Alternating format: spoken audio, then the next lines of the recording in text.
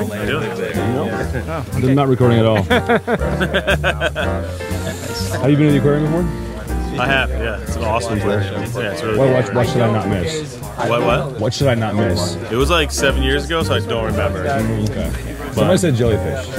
Jellyfish is amazing. That There's this good one room where it's, I think it's like a 40-foot glass wall that you can, it kind of curves forward, so you just kind of, looks like you're underwater. It's pretty I hope there still is. It's been 20 years since I've been. So there used to be like a giant blue whale hanging in the roof. Oh, yeah? Like, yeah. Oh, poor whale. I think it's fake. Oh, okay. What? And turkey and chicken salads. Oh, well, that's awesome. Food. Well, that'll be for lunch, because we won't make it back here for lunch. I think I'm going to stay here. Yeah. Nope, no big deal. What's going on? You don't put it in log? What's that? You don't put it in log? Nah, this guy doesn't have log. I know. Yeah, That's what I'm saying. You have to be on the list? Oh. Yeah. Hey, camera. Hello. How's it going, gentlemen? What's up, Peter? Have you been to the aquarium before? No, I've never. It's only in Brooklyn. 1:15. We need you guys back in line to get on the bus slightly before that, so like 1:05, 1:10. If you want to stay longer, that's fine. You do need to find your own ride back. That was great.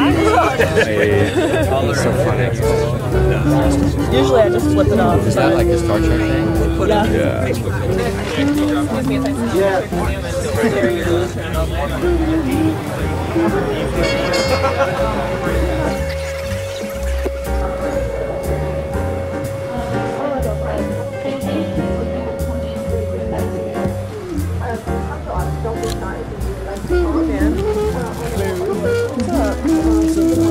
So flattering. It's just, oh, that just looks so good. Who needs it? How's my nose look? That's in 4K. All I had was I had the honor of videotaping. I was like, why am I watching this? because I'm majestic. Well, there is that.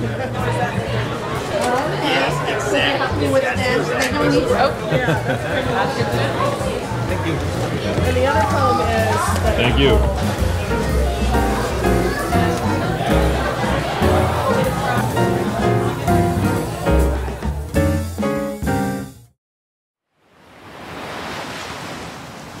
"50 years ago, when I began exploring the ocean, no one, not Jacques Perrin, not Jacques Cousteau, or Rachel Carson, imagined that we could do anything to harm the ocean by what we put into it or what we took out of it.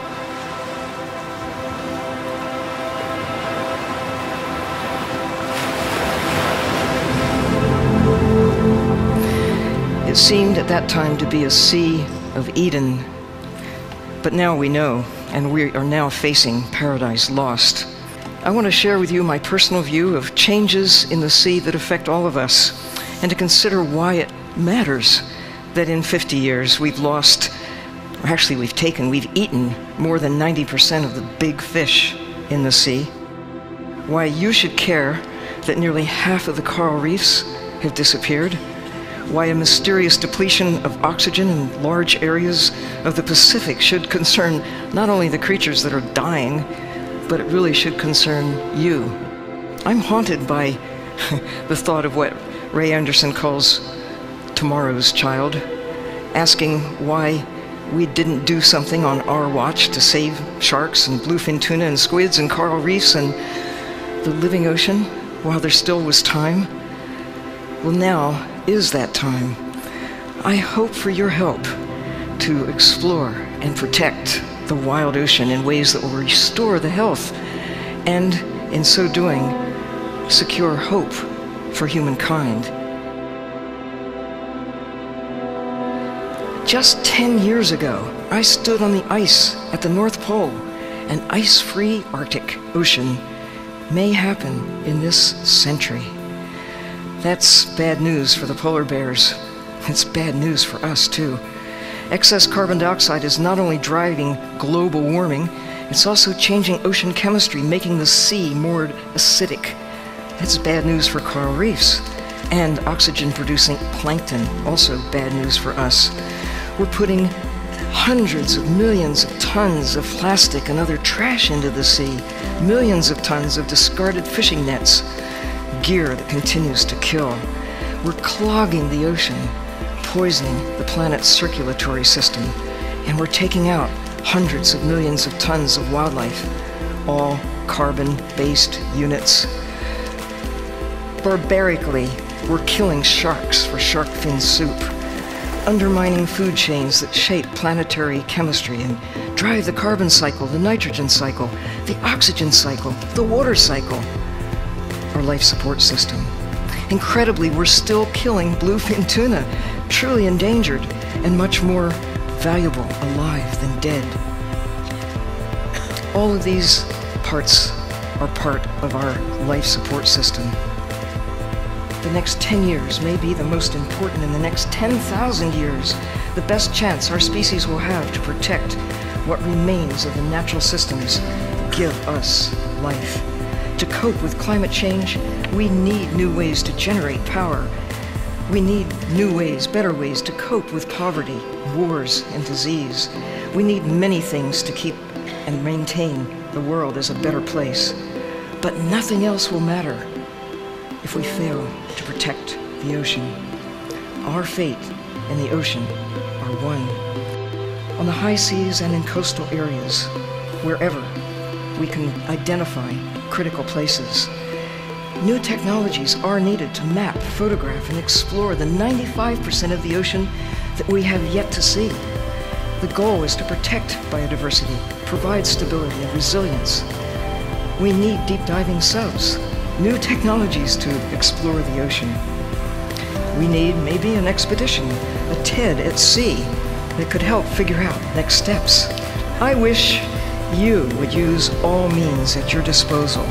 Films, expeditions, the web, new submarines, a campaign to ignite public support for a global network of marine protected areas, hope spots, large enough to save and restore the ocean, the blue heart of the planet. How much? Some say 10%, some say 30%. You decide how much of your heart do you want to protect. Whatever it is, a fraction of 1% is not enough. My wish is a big wish, but if we can make it happen, it can truly change the world and help ensure the survival of what actually is, as it turns out, my favorite species. That would be us. For the children of today, for tomorrow's child, as never again, now is the time.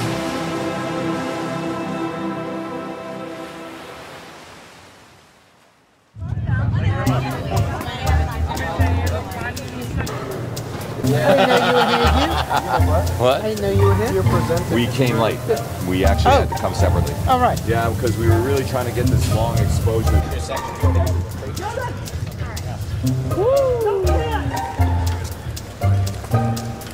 What you doing? Where you going? Gotta go pick up the paid people That's at the a airport. huge vehicle. Holy crap. I'm gonna go get some new people for you to meet. Nice. We're actually in a 3-day, 3.5 places. As I said, I can't, Oregon.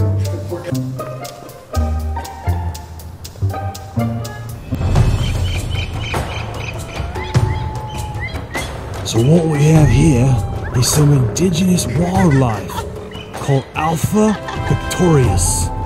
Hey! What you doing? Otherwise known as a flower chaser.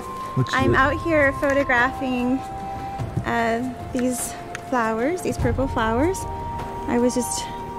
I'm having a good time. What lens are you using? This is the 90 macro. I love that one. And there are little pockets of light here that were illuminating the flowers like little spotlights. And I was actually doing something in that building and I ran and grabbed my camera so I could come back and photograph them. But see, it moves, so yeah. I'm chasing the light. People come and talk to you. No, we're always chasing the light. That's just... It is a light chasing. That should be a T-shirt. What? Copper pipe. Yes, yes, the copper pipe thing, which you guys should try. See if I think you should try that with a ring shot.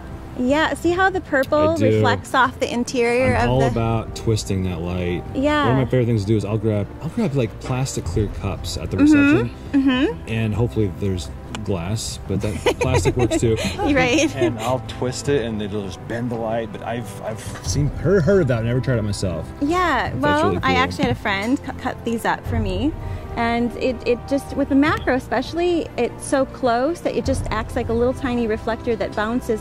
It's a good color cast. Oh, okay. You know, yeah. it makes the bokeh areas have the color that it's reflecting, and cool. And it's super fun. Well, I'll look forward to your post on Instagram or whatever. That's yes, sweet. yes. All right, I'll leave you alone. No, thank you. Oh. I mean, it is video, so I've never used this lens before. Video still? Huh? Still video? Yeah. Is that so? Oh, there's your face. Your glasses and hat are throwing it off. There we go. There we go. We should do this, and then you just see the Mickey Mouse thing. You're crazy. Running around like a crazy person. So thank you for those kind words. Oh I appreciate that. Of course, it was such a fun story to put together. It's so good. Well, after I hung up the phone, I was like, you asked some advice for photographers, and I said, basically, don't ask for permission. What I was trying to say is stop waiting for other people's approval to do yeah. things. Like, Right. don't ask for permission, just go take their portraits. Just do it. Come, Scott. Is that an energy drink? I don't know what it is. One. Oh, it's iced tea. Have you seen the Puppies and Kittens yet? It's over there. Is it any good? What, this? No, the Puppies and Kittens. Oh, Yes, the tea, of course the tea. No, the Puppies and Kittens. Finn. Like Finn from Star Wars Finn? I'm not sure, but baby Finn right now. Finn, are you just overwhelmed? He's like, I am. He's a cat person, but you know, dogs are great. It have to be one or the other at a time. I like both of them. I'm never letting him go. His name is Finn. You know, my dog's name is Ripley Ray, like Ray from Star Wars. What? Yeah. Is it a Mastiff? No, he's a bloodhound. Really? Okay. Yeah. He'll go 90 miles a day. Yes. It'll get you all wet. Yeah, that's part of it. It's funny when we look on the wall, like our prints on the wall, things like that, just slobber streak. He was at ampersand class. You have a dog? I have two. I read online bloodhounds can fling saliva up to 20 feet. I believe it. I'm glad that you have that backstory in your head.